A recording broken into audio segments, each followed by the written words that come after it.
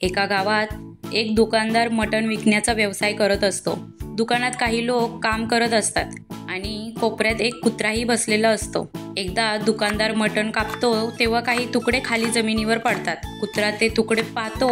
थोडाही वेळ न लावता कुत्रा तो तुकडा उचलतो आणि तेथून धूम ठोकतो। कुत्रा तो तुकडा घेऊन खाण्यासाठी जागा शोधत असतो। तिथे त्याला तो तुकडा शांतपणे चघळत खायचा असतो। एवढ्यात त्याला त्याची सर्वात आवडती नदी पलीकडील जागा आठवते आणि तो तिकडे पळू लागतो।